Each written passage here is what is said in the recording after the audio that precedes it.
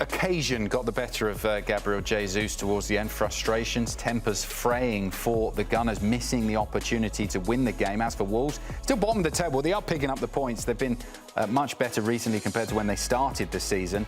They're on 10 points now, but they are still sleepwalking towards relegation. Arsenal stay top, but the gap is 5 points between them and Manchester City, who have a chance to cut that gap when they play Newcastle at the Etihad at the weekend. Let's get some reaction from the game. Here's a very disappointed Mikel Arteta speaking after the final whistle. Well, extremely disappointed, obviously, with the result, with the way the game ended. But we have to blame ourselves. I think the performance in the second half didn't show anything close to the standards that are required in this league to win, and with the margins that I think should have existed today, especially in the manner that we played the first half. So it's a moment of disappointment. We all want to talk a lot about how we're feeling. It's not the moment to do that, because anything that we do has to be always and only with the intention to help the team. And right now I think we have to swallow that frustration. When you are at this level and at the top, you need to take the hits, because today we deserve them as well, and move on as quick as possible, because on Sunday we have a big game coming up. The mentality within the team, because out there tonight it looked as if they were struggling under the pressure, under the expectation. You know, you're out there to go 7 points clear. I think any question, any criticize, any opinion, you have to take it on the chin today. I mean, that's it. Any hit, any bullet, take it, because we didn't perform at the level that is required. So anything that anybody says can be right, because we didn't do what we had to do, and the way to do it is on that pitch on Sunday in a great opportunity that we had. Are they strong enough to do that? Are they strong enough to come back? We always done it, but you are as strong as to show it the next time you do it. To talk and say it here, it's simple, and we have to do it on the pitch. Ian, we talked, I remember the show earlier on this season where we said, didn't we, that the difference with Arsenal this season is they weren't doing that. They were grinding their way through these games where they weren't necessarily playing well, but they were getting the win, getting the points that they needed, and that's why they were top of the table. In the last few weeks, those results that we saw from Arsenal that cost them the title in previous seasons have started to creep in there, drawing against Brentford, being 2-0 up against Wolves. It gets back to 2-2. Are you worried that this is a trend that's going to continue? I mean, I think Arsenal fans are worried probably more than I am. I think when you're trying to win a Premier League, you're always going to find these difficult moments where the opponent raises their game, and also sometimes your own players don't raise their standards or keep their standards high. Mistakes creep in, nerves start to creep in. You're getting closer and closer to hands-on trophy, and that's what can happen. Players get nervous and performance sometimes can disappear out the door. They're not losing too many games, right? Okay, they're not. They're still putting up performance, and actually they should have gone on and won this game. For me in particular, the last 7 results, okay, albeit not great for them. They haven't picked up many points. It's been tremendously disappointing for them. They're not losing many games, so they're still in games. They still have a chance of winning games. But I would be concerned, okay, where's the pressure coming from? Is it going to be City?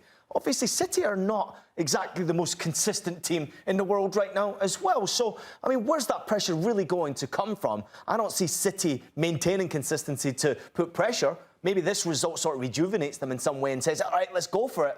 But Arsenal, for me, don't really have much to worry about. That was a massive disappointment, though. Let's focus on the performance, on what happened. The first half performance, as you heard from Arteta right there, was excellent. Got themselves the lead. They looked good. 7 shots, 3 on target, 60-plus possession in the ball, dominating.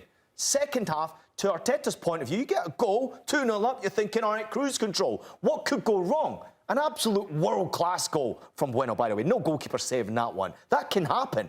But you cannot make mistakes like Raya and Gabriel did for the goal to make it 2-2. You cannot make mistakes. That's in stoppage time. See the game out. Statistically, in the second period, it was a bit embarrassing. Wolves had more shots on target. Wolves had more possession of the ball in the second half than Arsenal. That should never happen. The team's got so much quality. Arteta's got the experience now, and I'll bet he was absolutely fuming at his team with that second half performance and conceding that late goal. That's not good enough.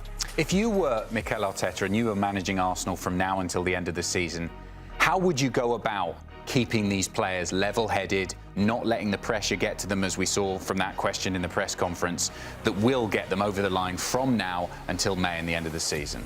I mean, I don't know mentally how even Arteta's managing to do this one. For himself, He doesn't know how to win the Champions League. He doesn't know how to win the Premier League. Yet he's still chasing those trophies. So as an assistant, that's one thing, but doing it when you're the main man is something completely different. Translating that to your players is very difficult to do when they've not been in that position of hands-on trophy. They need to feel it.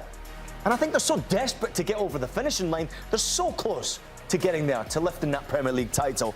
I still think they'll do it. But it is concerning. Only Palace and West Ham have dropped more points from winning positions in the Premier League this season in 2026 than Arsenal, right? That's 7 points dropped for them in calendar year 2026 alone from winning positions. So that's where the concern kind of creeps in. Arteta's got to shut that up. You can't keep drawing games when you should be winning games, and obviously the losses are not really there. That Manchester United loss was a difficult one to take, but Arsenal still in good position here. And I would say, where's the competition coming from? I said that a bit weird. Where's the competition really coming from? My boys, Connor and Jack, I'm going to give them a shout out because they both came up with this incredible statistic. Obviously, you can see what's coming up for them. Listen to this. 58 points is the fewest of a Premier League leader who has had through 27 matches since Leicester had it in 2015-16. So that tells me a couple of things. No one's running away with the Premier League, and there's not much competition.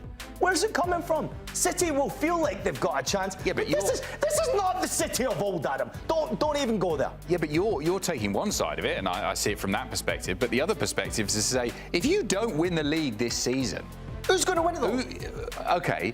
I'm playing the devil's advocate, but if Arsenal fail to win the Premier League this season, that is an absolute all-timer. It's been handed to you on a plate. Nobody else wants to win it. No one else is contending. You've surely got to be able to get over the line this time. I agree. They've only lost 3 games all season long. These draws are certainly concerning for me, and I am concerned about them. Listen, we'll figure it out over the next 3 games coming up, right? You've got a derby game against Tottenham next, away from home. That's a massive game. Not an easy place to go play. New manager on the sideline. Will they get that managerial bump, Tottenham? Then you've got a home game against Chelsea, another London game, right? That's a massive game. Then you've got to go on the road to Brighton, whose coach is hanging on for his life, and of course they're a difficult team to go and play against away from home. So we'll figure out a lot about where Arsenal are right now, but I don't see it, and that stat doesn't lie right there. 58 points, the fewest the Premier League leaders had in 10 years. At this stage of the season, there's no competition. Now, if it was City from 3, 4, 5 years ago, you'd probably say City right now, I'd probably put my money on them coming back and winning the title. This City, no. Yeah, they don't feel like the juggernaut coming up on the inside that they have done in previous seasons where they've gone on to win the title after New Year. A word on Wolves, though. We have to say that, you know, they made a game of it. It looked like they were going to get absolutely hammered in this one, didn't they? But they came back in the second half. They stuck at their task. The weather was awful. Scored a great goal through Bueno. And they made the most of those late opportunities. Yeah, incredible to see that type of a reaction from them. Wolves, they had heart, they had spirit. Started the day, obviously, bottom of the table, avoiding defeat in the game. And I mean, it was ridiculous. They were 2-0 down in the game. It's the first time in Premier League history that a team has been 2-0 down in a game, started bottom of the table and come back to not lose the game. That's never happened before in the Premier League. So that's quite special for them. And maybe you can build some sort of hope. And actually, the last 3 performances have been a bit better for them. I thought the performance against Grimsby at the weekend, and I know people will say it's Grimsby, but the pitch itself was absolutely dreadful. They went there and took care of business. The game against Forest was a difficult one for them, but they still got themselves a result in that game. I just don't see Wolves obviously having much. I think they're down, they're going to be relegated, but that was a spirited performance from them. And I actually think that's where Arsenal need to be careful, because a lot of these teams have got nothing left to really play for. They're just playing for a bit of hope and passion for their own fans. Even the Wolves fans thought their own team was going to lose that game, as I did.